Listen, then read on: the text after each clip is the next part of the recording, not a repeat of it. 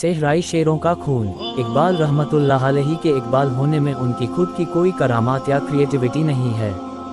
असल करामात इसमें पोशीदा है कि इकबाल ने मुहम्मद अरबी सल्लल्लाहु अलैहि वसल्लम के रम्ज़ को पा लिया था, और जो शख्स रम्ज़ मुहम्मदी को पा लेता है तो वह हर युग में खल्क़े खुदा की सबसे बेबाक और इनकलाबी आवाज़ बनकर उभरता है, जिसके तसव्वुर में मुल्क बनते हैं, आज़ाद कौमें शक्ल पाती हैं। वह किसी एक मुल्क के लिए नहीं, जब वह दौरे जहालत से उभरता है तब अपनी गलती का एतराफ़ करते हुए लिख देता है कि इस्लाम बियॉन्ड द नेशन, चीन और अरब हमारा, सारा जहां हमारा। वह मस्जिद कुरतबा स्पेन में सजदा रेज होता तो कभी तराबुलस लीबिया के शहीदों का लहू लेकर हुजूर सल्लल्लाहु अलैहि वसल्लम की बारगाह में हाजिरी देता है और हमारी सबसे पसंदीदा नज़्म तश्कील पाती है, जिसे पढ़ते हुए ताहयात कभी ऐसा न हुआ कि इकबाल की आंखें मोहब्बत के जज्बात से महरूम रह गई हों और आंसू न गिरे हों। दुनिया से थक हार कर ज़हनी अज़ियत से परेशान इकबाल आखिर मोहम्मद सल्लल्लाहु अलैहि वसल्लम के रोज़े मुबारक पर हाजिरी देने मदीना के सफ़र पर निकल जाता है, तो उसकी खुद की एक ख्वाब व ख्याल की दुनिया में पहुंच जाता है और देखता है कि फरिश्ते बज़्म रिसालत में मुझको ले गए हैं, जहां पर मोहम्मद सल्लल्लाहु अलैहि वसल्लम मुखातिब होकर पूछते हैं, ए हिजाज की बुलबुल, खुशबूदार रंग भी रंग बागे जहां से तू आया है, हमारे वास्ते क्या तोहफा लाया है। गिरा जो मुझ पे हंगामा ए ज़माना हुआ, जहां से बांध के रखते सफ़र रवाना हुआ। फरिश्ते बज़्म रिसालत सल्लल्लाहु अलैहि वसल्लम में ले गए मुझको, हुजूर आए रहमत में ले गए मुझको।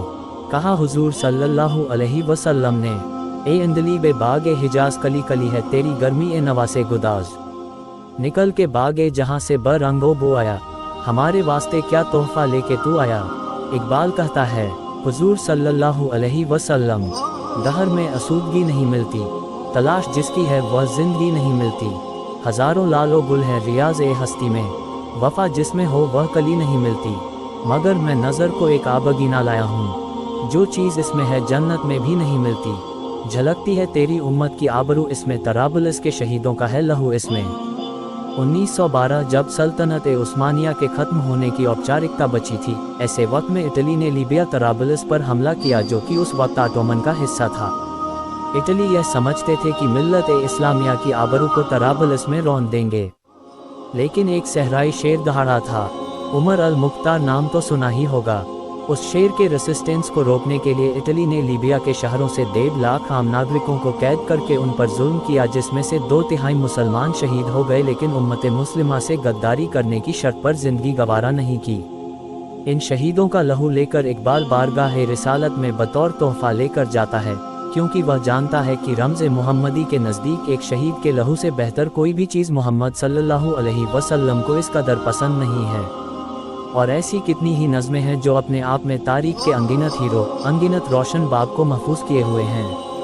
इकबाल को समझना हर किसी के बस की बात नहीं, उसके लिए इस्लामिक हिस्ट्री, रिवायत, सीरत और सुन्नत सल्लल्लाहु अलैहि वसल्लम फ़िक़्ह का ज़र्फ़ तो होना ही चाहिए। अगर जुनून है तो इकबाल को पढ़ते पढ़ते भी यह ज़र्फ़ पैदा हो ही जाता है। इसलिए इकबाल किस देश का शायर है, किस देश में पैदा हुआ, किस देश की कसीदा गोई में क्या लिखा, इन सब का कोई मतलब नहीं है। इकबाल तराबुलस का, हस्पनिया का है, तुर्की का है, अरब का है। बस मुख्तसर बात ये कि इकबाल उम्मत का है, क्योंकि वह रम्ज़े मोहम्मद सल्लल्लाहु अलैहि वसल्लम से और उनकी उम्मत की आबरू से आशना है।